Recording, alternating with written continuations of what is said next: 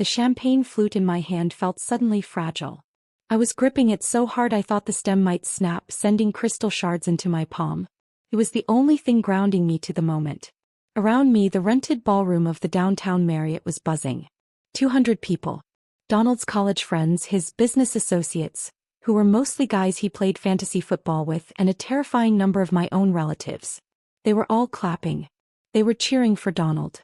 They were cheering for the launch of Legacy Logistics. And apparently they were cheering for me, the silent partner, the bankroll. Patricia stood on the small stage, wearing a sequined gold dress that cost more than my first car. She held the microphone like a scepter. Donald stood next to her, beaming. He looked handsome in the custom navy suit I had paid for. He looked proud. He looked like a man who had finally made it. To Melissa. Patricia boomed, raising her glass toward me. The spotlight swung around, blinding me. For believing in my son's vision. For putting her name on the line, literally, to secure the capital needed to make this dream a reality. $1 million is a lot of money, but faith? Faith is priceless. $1 million. The number didn't compute at first. It floated in the air like a lead balloon. I smiled. It was a reflex. A muscular contraction born of 10 years in corporate sales. I raised my glass. I nodded. Inside, my organs were freezing over. I didn't have $1 million loan. I didn't have a business loan at all.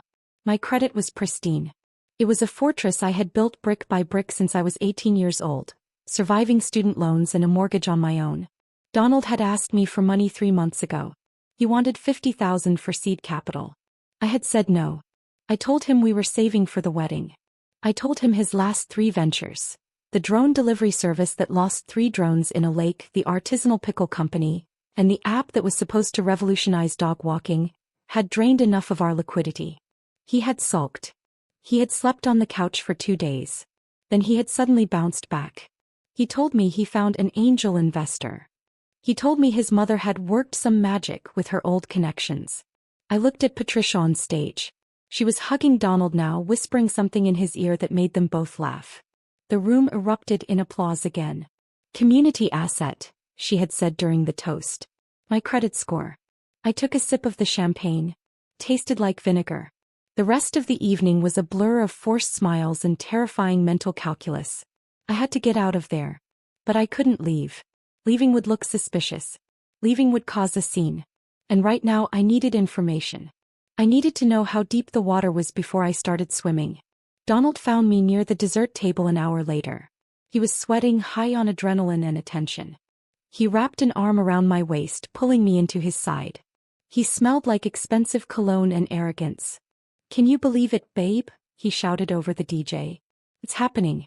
Real freight. Real contracts. Mom says we're going to be in the black by Q3. I looked up at him. I looked at the man I had agreed to marry. I saw the lines around his eyes, the soft chin I used to think was endearing. Now he just looked like a child playing dress-up. $1 million, Donald?" I asked. My voice was level. "Come. Your mom mentioned $1 million. He laughed, waving a hand dismissively. "Oh, you know Mom. She loves to dramatize. It's a line of credit. We haven't spent it all. Yet." He winked. "But we have the access. That's what matters. Leveraging liquidity." He used buzzwords he didn't understand. He always did. "And she thanked me," I pressed. "She said I put my name on the line." Donald stiffened slightly. Just a fraction of an inch. If I hadn't been watching him like a hawk, I would have missed it. "It's a figure of speech, Mel," he said, squeezing my waist a little too tight. "She just means you're my partner. You support me. You're the bedrock. You know." "Right," I said. "The bedrock." "Hey," he said, leaning in, his breath hot on my ear. "Don't worry about the details. I handled the paperwork. Mom handled the bank. You just look pretty and pick out the colors for the fleet trucks." "Okay." He kissed my cheek and bounded off to high-five a guy named Scooter who was wearing a tuxedo t-shirt. I didn't look pretty. I walked to the bathroom, locked the stall door and pulled out my phone. I logged into my credit monitoring app. The little wheel spun. My heart hammered against my ribs like a trapped bird. Date pending. I refreshed it. Nothing new showed up on the dashboard. My score was still 810. But I knew. I knew in my gut. These things took time to report. Sometimes 30 days.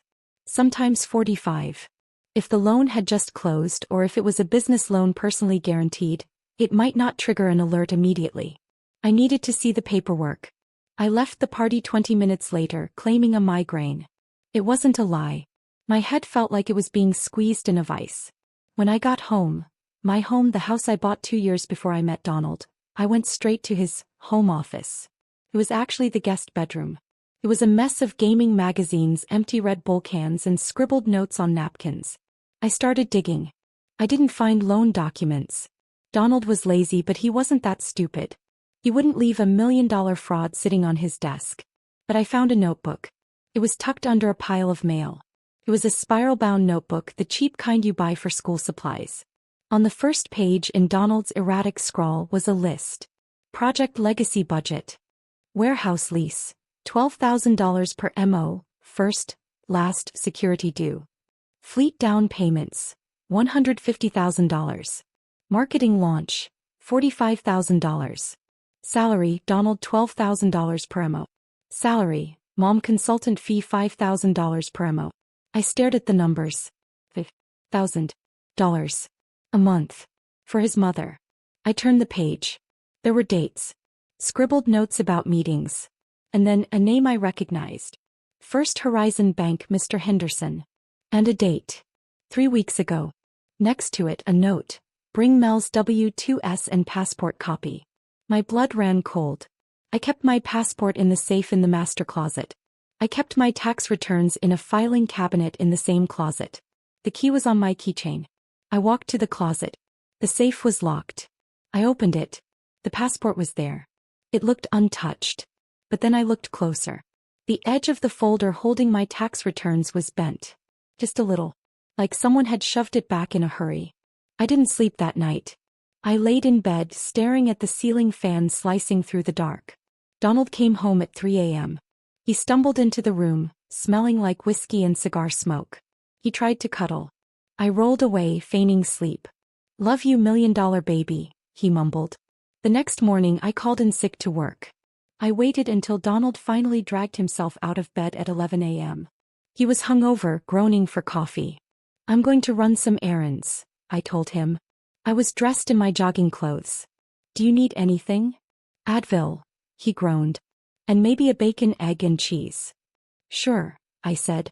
"I'll handle it." I drove straight to First Horizon Bank. I didn't go to the drive-thru. I parked my car, took a deep breath, and walked into the lobby. It smelled like carpet cleaner and stale coffee. I walked up to the teller. "I need to speak to Mr. Henderson," I said. "It's regarding the legacy logistics loan." The teller smiled politely. "Do you have an appointment?" "No," I said. I placed my driver's license on the counter. "But I'm the borrower. So I assume he'll make time." 10 minutes later, I was sitting in a glass-walled office across from a man who looked like a nervous walrus. Mr. Henderson was sweating. He was looking at his computer screen, then at me, then back at the screen. "Vance," he said. "I wasn't expecting you. Donald usually handles the administrative side." "Donald is busy," I said. My voice was ice. "I want to review the final executed documents. There was a discrepancy in the interest rate we discussed, and I want to verify the signature page." I was bluffing. I had no idea what the interest rate was. Mr. Henderson looked relieved. "Oh, of course. Just a standard review." I thought something was wrong. He swiveled his monitor and clicked a few times. The printer in the corner whirred to life. "Here is the term sheet," he said. "And the personal guarantee." He slid the papers across the desk. I looked down. There it was. Melissa Vance. The signature was good. It was terrifyingly good. It had the little loop on the V that I did. It had the sharp slant. If I hadn't known I wasn't in the room when this was signed, I might have believed it was mine. "And the cosigner," Mr. Henderson said cheerfully. "Your mother-in-law. Wonderful woman. Very persuasive." "Are you ready for that?" he asked. "This is your fiancé." I looked at the ring on my finger. It was a 1.5 carat solitaire. Donald had told me he spent 3 months' salary on it. "Marcus," I said, "can you run a check on where this ring came from?" He raised an eyebrow. "Give me 10 minutes." He made a call. He had a friend at the jeweler Donald claimed to have used. 7 minutes later, Marcus hung up the phone. He looked at me with pity. He didn't buy it, Marcus said. He leased it. It's a rental. He's 3 months behind on the payments. They were about to send a repo guy to your house. A rental engagement ring. That was the moment the last tiny ember of love in my chest turned into cold, hard ash. I'm ready, I said. What do we do? We wait, Marcus said. We let them hang themselves. The money becomes available tomorrow. We need to stop the transfer, but we need proof of intent. We need them to try to spend it. They have transfer scheduled, I said. Good, Marcus smiled. Not a nice smile. A shark smile. Let's make sure the police are there when the check bounces. I went home. I played the part. Act 2, the loving fiancé. Donald was in the kitchen eating the bagel I had brought him. I had stopped to get it after the lawyer, purely for continuity. You were gone a long time, he said, mouth full. Traffic, I said. And I stopped by the florist. For the grand opening. Donald's eyes lit up. The grand opening. Yes. I was thinking we do it this Saturday. Just blow it out. Rent the warehouse immediately. Get the trucks wrapped. Saturday sounds perfect, I said. Are you sure the funds will be ready? Oh yeah, Donald grinned. Henderson called. The hold lifts tomorrow. I've got wires set up for the lease, the trucks, and a little signing bonus for the CO. He pointed thumbs at himself. A signing bonus? I asked. How much? Just 40,000, he shrugged. To pay off some personal debt so I can focus on the business. Clean slate, babe. $40,000. Smart, I said. Very smart. That night, Patricia came over for dinner. She walked in like she owned the place. He probably thought she did. Melissa, she said, handing me a Tupperware container of dry lasagna. I hope you're ready for the big league. Being a CEO's wife comes with responsibilities. I'm sure it does, I said, pouring her a glass of wine. Patricia, I wanted to ask you about the loan. He stiffened. She exchanged a quick look with Donald. What about it? She asked, her voice sharpening. I felt so overwhelmed at the party, I said, putting on my best damsel in distress voice. $1 million. So much. Are we sure we can pay it back? Patricia laughed. It was a harsh, barking sound. Oh, honey, she said, patting my hand condescendingly. You think too small. That's your problem. You have a worker bee mindset. Donald has a king mindset. And I have the vision. She took a long sip of wine. Besides, she continued, money is fluid. Your credit score was just sitting there doing nothing. It's a community asset. Family helps family. When Donald strikes it rich, who benefits? You do. So really, I did you a favor. I unlocked your potential. You forged my signature, I said. I didn't say it angrily. I said it like I was stating the weather. The room went silent. Excuse me, Patricia said. I backpedaled, forcing a nervous laugh. I mean figuratively. You forged the deal. You made it happen. Patricia relaxed. She rolled her eyes. Don't use words like forge, Melissa. Sounds so legal. We facilitated the future. Right, I said. Facilitated. I excused myself to the kitchen. I checked the app on my phone connected to the camera hidden in the living room bookshelf. It was recording. Audio and video. Crystal clear. She's so skittish, I heard Patricia say to Donald in the other room. You need to lock that down, Donnie. Once the money hits the account tomorrow, transfer 50 grand to my personal account. I need to pay off the bingo debts before your father finds out. I got you, Ma, Donald said. Don't worry. Mel doesn't have a clue how the accounts are set up. She thinks she's just a silent partner. She's a cow, Patricia said. A cash cow. But we'll milk her gently. I leaned against the granite countertop. I looked at the knife block. I didn't want to stab them. That would be too quick. I wanted to dismantle them. I texted Marcus. I have the confession. They admitted to the forgery and the intent to divert funds for personal debt. Marcus texted back immediately. Detective Williams is ready. We moved tomorrow morning. The next day was Friday. The day the money was supposed to drop. I woke up early. I made Donald coffee. I kissed him on the forehead. Good luck today, Sue, I whispered. Thanks, babe, he mumbled. Going to be a big day. I left the house at 7:30 a.m. I didn't go to work. I went to the police station. Detective Williams was a serious woman with tired eyes and a no-nonsense bun. He watched the video from my living room. She listened to the recording. She looked at the photos of the bank documents. This is extensive, she said. He has wires scheduled? For 9:05 a.m., I said. He checked her watch. It was 8:15 a.m. We need to get to the bank, she said. We're going to freeze the account right at 9 o'clock. Let him think it went through. Let him try to spend it. We drove to the bank. Me, Detective Williams, and 2 uniformed officers. We went in the back way. The branch manager, a woman named Sarah, who was decidedly more competent than Mr. Henderson, was waiting for us. She looked horrified. I had no idea, she kept saying. Mr. Henderson, he bypassed 3 compliance checks. We'll deal with Henderson later, Williams said. Right now, I need you to put a hard freeze on the legacy operating fund. But don't decline the login. Let him see the balance. Just block the outbound wires. Done, Sarah said, typing furiously. 9 a.m. came. My phone buzzed. It was Donald. Text, money is in, babe. We are rich. I didn't reply. 9:05 a.m. Text, weird glitch with the wires. Bank says processing. Probably just the volume. Buying the champagne for the grand opening anyway. He was at the liquor store. He was putting thousands of dollars of alcohol on my personal credit card. The authorized user card I had stupidly given him for emergencies. I logged into my credit card app. Pending charge. Total wine and more, $3,400. I let it go through. One more nail in the coffin. He's spending, I told the detective. Good, she said. Where is he going next? The warehouse, I said. He's meeting the landlord at 10 a.m. to give him a cashier's check. Or at least try to. And the party? Tomorrow night, I said. The grand opening. We can pick him up now, Williams said. Or. She looked at me. She saw the look in my eyes. Or, I said, we can let him have his moment. He invited everyone. The investors. The family. His mother. Williams smiled. It was a small, dry smile. I like a good party, she said.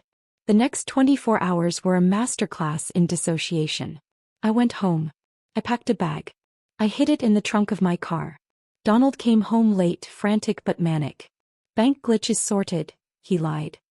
Henderson said the wires will clear Monday morning. Just a weekend hold thing. But the party is still on. We have to celebrate. Of course, I said. We have to celebrate. Saturday night. The warehouse. It was an empty concrete shell in an industrial park. Donald had spent God knows how much on decorations. Balloons. A red carpet. A catering team. There were about 50 people there. The core team. Patricia was holding court near the buffet, wearing another sequin dress, this one red. The matriarch of industry, someone toasted her. I stood in the corner. I was wearing a black dress. Funeral chic. Donald spotted me. He came rushing over, a glass of champagne in his hand. Mel, why are you hiding? Come say hi to the landlord. I just told him the check is as good as gold on Monday. He dragged me toward a grumpy-looking man in a suit. This is Melissa, Donald beamed. My better half. The silent partner. The landlord looked at me. You're the one with the credit? I am, I said. Well, the landlord grunted. Your boy here talks a big game. Hope the money is real. Oh, the money is very real, I said. It's just not his. Donald laughed nervously. She's a joker. A total joker. Suddenly the music cut out. The warehouse lights, the harsh industrial overhead fluorescence, flickered on, drowning out the mood lighting. People groaned. Hey, what gives? Then the doors rolled up. A police cruiser was parked right at the loading dock. Its lights were flashing. Blue and red bouncing off the concrete walls. 2 uniformed officers stepped out. Then Detective Williams. The room went dead silent. Donald dropped his champagne glass. Clattered. The sound was like a gunshot. Donald Holloway? Detective Williams' voice echoed in the cavernous space. Donald stammered. He looked at me. Babe, what's going on? You are under arrest, William said, walking up the red carpet. For bank fraud, identity theft, aggravated forgery, and wire fraud. Patricia screamed. It was a primal banshee wail. She threw herself between Donald and the police. No, you can't. He's a suit. This is a misunderstanding. Ma'am, step aside, the officer said. This is her fault. Patricia pointed a shaking finger at me. She authorized it. She's the partner. It's a community asset. I stepped forward. I walked right into the center of the room. I looked at the investors. I looked at the landlord. I looked at Donald's friends. Then I looked at Patricia. I never signed anything, I said. My voice wasn't loud, but in the silence, it carried to every corner. You forged my signature. You used my social security number. And you tried to steal $1 million. We were doing it for us. Patricia shrieked. For the family. I am not your family, I said. The officer grabbed Donald's wrists. Hick, hick. The sound of handcuffs is distinctive. It's heavy. Final. Mel. Donald was crying now. Snot running down his face. Mel, tell them. Tell them it was a mistake. I'll fix it. Mom and I will fix it. You can't fix a felony, Donald, I said. They walked him out. He was stumbling, his feet dragging on the red carpet he had rented with my stolen credit card info. Patricia was next. Ma'am, Detective Williams said. We have a warrant for you as well. Conspiracy to commit fraud. And forgery. Me. Patricia gasped. She clutched her pearls. I'm a mother. I was helping my son. You're a co-conspirator, Williams said. Turn around. Hands behind your back. The room watched in stunned horror as Patricia Holloway, the woman who claimed to be the matriarch of industry, was cuffed in her red sequin dress. As they led her past me, she lunged. She tried to spit at me. You selfish bitch, she screamed. You have plenty. You could have shared. We would have paid it back. Family helps family, she howled as they shoved her into the back of the second cruiser. I stood there. The warehouse was silent. The landlord looked at me. He looked at the shattered champagne glass. So, he said, I guess I'm not getting that check on Monday. No, I said. You're not. I turned to the catering staff who were huddled together looking terrified. Did he pay you? I asked. The head waiter shook his head. Deposit only. Balance was due tonight. I opened my purse. I took out my checkbook. My real checkbook. How much? I asked. 2,000, he whispered. I wrote the check. I tore it out. I handed it to him. Pack up the food, I said. Take it to the homeless shelter on 5th. And take the wine with you. I turned and walked out. I walked past the police cars. I walked past Donald, who was pressing his face against the glass of the cruiser, mouthing the word please. I got into my car. I didn't go home. I drove to the ocean. It was an hour away. I parked on the bluff. I listened to the waves crashing against the rocks. I took the engagement ring off my finger. I looked at it. The rental. The why. I didn't throw it in the ocean. That would be dramatic, and I was done with drama. Plus, the jewelry store owner was an innocent victim in this. I put it in the velvet box I had brought with me. I would return it on Monday. Then I blocked Donald's number. I blocked Patricia's number. I blocked his sister, his aunt, and his cousin's scooter. The fallout was messy. But it was the kind of mess you make when you're renovating a house. It was a necessary demolition. Mr. Henderson was fired from the bank and faced charges for negligence. The bank dissolved the loan immediately due to the fraud report. My credit report was flagged, but because I had caught it before the money moved, the cleanup was relatively easy. Donald pleaded guilty. He took a plea deal for 3 years. He tried to write me letters from prison. I marked them returned to sender without opening them. Patricia fought. He went to trial. She tried to use the I'm just a confused old lady defense. It didn't work. The recording of her calling me a cash cow was played for the jury. He got 4 years. I sold the house. Too many memories.